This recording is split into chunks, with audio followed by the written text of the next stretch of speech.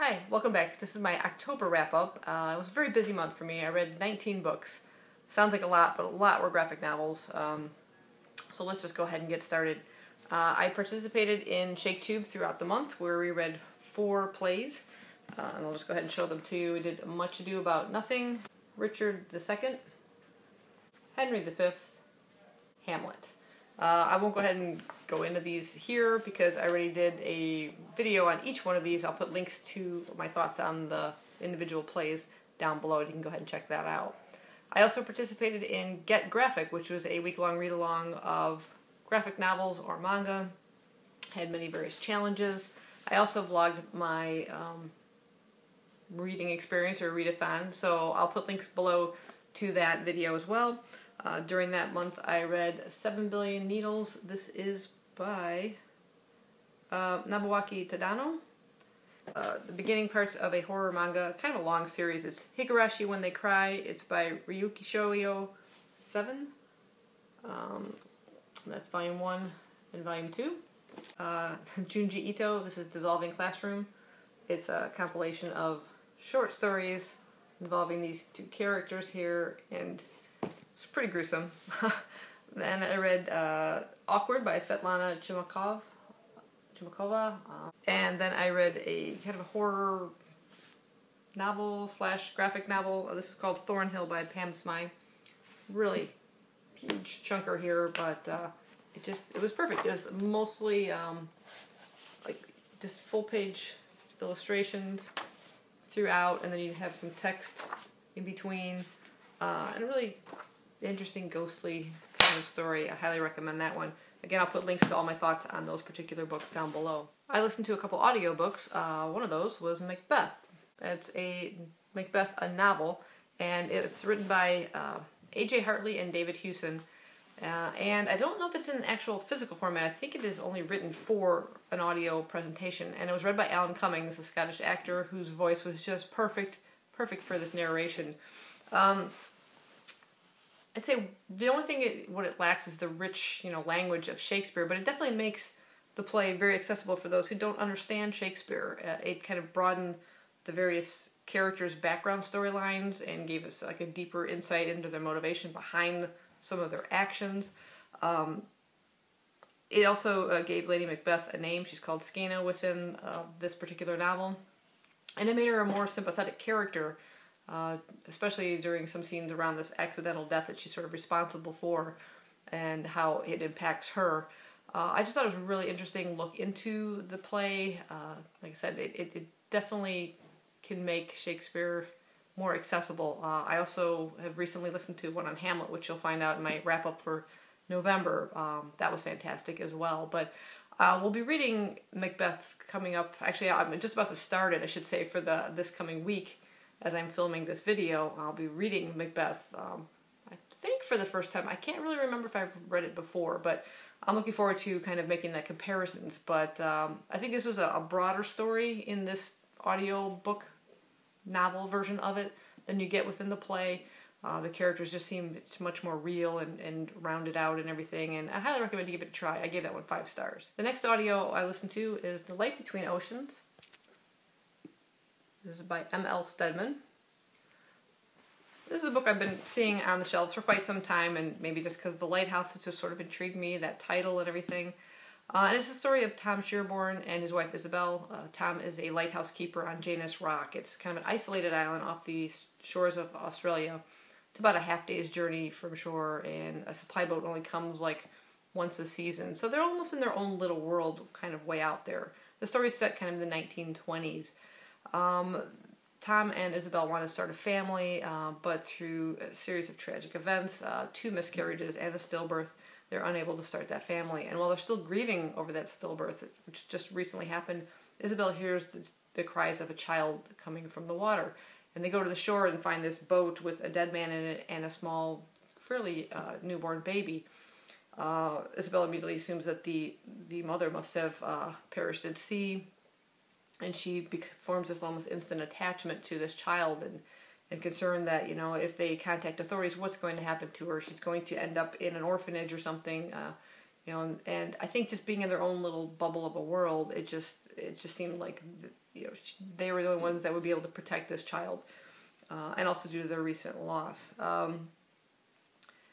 And she manages to convince Tom not to report the incident, and they bury the man on the island. This particular island is sort of situated between two oceans, and that's where the lighthouse, maybe the title comes into play, but they named this child Lucy, which means light, and I think she becomes sort of the light between an oceans of grief that they've experienced through the losses of their previous children. This decision that they make to kind of keep the child is going to have devastating effects. Tom's a very immoral character. He's, very by the book, report everything, this and that, and due to circumstances that kind of develop and things that come to light, pardon the pun, he's really torn between outer forces and those feelings of his wife and his attachment to this child, and also what's going to happen to this child too. And it was just very moving, very beautifully written. I highly recommend you pick this one up. It's a quick novel. I found myself flying through it. It does have an overall kind of sadness feel to it, and you don't know how it's going to kind of play out. I found myself really, concerned. This devastating decision they make in the beginning, like I said, is just probably not the best they could have done, but they seriously thought they were, doing what was best for the child. But overall, I gave this one 5 stars. Moving on, I had made a selection of books that I'd hoped to read during the month of October. One of those was also Thornhill, which I included it as part of the Get Graphic Readathon. I also had a selection of books for Victober, because the Victorian read-along was also taking place during October, a month-long read-along. So I had a couple selections for that. I only managed to get to one of those. That was The Haunted Hotel by Wilkie Collins. This is the first Wilkie Collins book I have read, and I enjoyed his writing overall. The theme is a haunted hotel. Well, I think I was halfway through the book before this hotel even comes into existence. It starts out as this moldering palazzo, as it's described, and English lord and his new wife go there. It's in Venice, and they go there to kind of for their honeymoon, and they bring along this other servant, and some other servants, but one particular servant. He suddenly stops writing home to his wife. No contact with him whatsoever. He's believed to have been killed. The English lord dies within this palazzo. His wife comes under suspicion. Lots of intriguing things going on. In fact, the English lord was previously engaged to another woman, and the relationship between these two women and the effects they have on each other are very strange. But regardless of that, when they turn this palazzo into a hotel finally, the room in which this man had died, a lot of strange things happen, and those who are related to him experience odd kind of paranormal events taking place in there. The book was overall kind of intriguing at the beginning. Meeting this man's wife. She goes to see a doctor to find out whether she's either evil or insane. So you're like, ooh, I'm kind of hooked. What's going on with this? What's the situation? And then it kind of got slow and dragged, and like I said, finally the hotel's built. There's a bit of a really interesting thing, and then it just kind of petered out. So it just didn't have enough going for me. Like I said, the writing's accessible Victorian-wise. It reads very well, but it was just a little too slow for me. Overall, I just gave it 3 stars. I read a couple other graphic novels, or mangas. I picked up another volume of Attack on Titan by Hajime Isayama. It's volume 22, so I'm not going to go into a lot of details about this. It's just a really, really good series about a titans that, they're giant humans that kind of eat people, and the struggles of trying to survive, and you find out a lot about where these beings come from, and we're really getting a lot more information as we go along, but I'm hoping it'll wrap up kind of soon. But I give it 4 stars. One that I'm really enjoying is I Am a Hero. This is the Volume 4 Omnibus, and it is by Kengo Hanazawa. And this is about a zombie outbreak kind of in Tokyo, and an unusual hero in the name of Hideo. You find at the beginning he's possibly schizophrenic. He has this imaginary person he talks to in his apartment, and he just reacts to people oddly like social connections he just doesn't seem to get in some cases. Things as they start to break out around him, he just seems a bit oblivious or acting weird. Sorry about the white glare and everything. But yeah, I just really like it. I like the development of the character throughout. The artwork is fantastic too. Extremely dark and creepy. Very well detailed in terms of, you know, the people and the backgrounds and everything. Here's our hero right there. But yeah, if you're looking for a really good manga series, I highly recommend that one. I gave it 5 stars. I read another manga called Girl from the Other Side. This is volume 2, and it is by Nagabi. I really enjoyed volume 1. It's about the world is sort of divided between those who live on the outside and those who live on the inside. And the outside are the beasts, the inside are the humans, and the beasts kind of look like that. If you're touched by a beast, you're cursed by them. And this little girl kind of somehow ends up on the outside, and she's being looked after by this outsider who's called Teacher. And I really enjoy the relationship between these two, kind of the tender, almost fatherly-like figure that he becomes to her. This particular volume just got a little bit more confusing. There's these other dog-like creatures that are there, a mysterious reference to some character named Mother. You don't know how that's going to play in. I was really kind of lost throughout most of it, but it does have a really good catch at the end.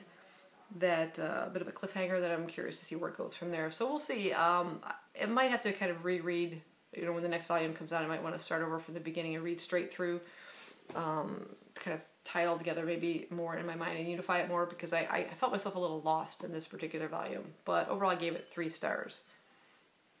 Now we're going to go to work, because I have a couple reviews I did over there. So I'm actually filming this at work really quick before we open.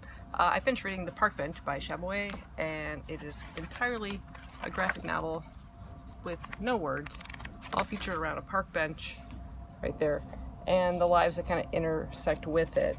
It is beautifully told. It starts out with a young couple here. It's a couple of kids, and the boy carving their initials in the park bench, you know, with a heart. And you see that kind of couple as they grow old together through their intersections with the park bench. There's lots of other characters. There's some kind of humorous moments. There's a dog that keeps revisiting it and using it for a shelter or the place to piss on. One homeless man that keeps using it to sleep on. Here's the couple as they're getting older. It was just really beautifully told. I loved the illustrations on it. And it's so simple, didn't need any text at all, and I gave it 4 stars.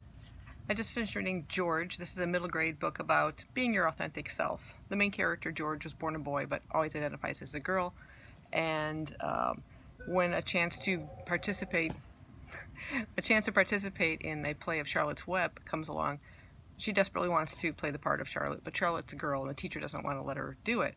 So her and her friend devise kind of a plan to kind of get her to play the part.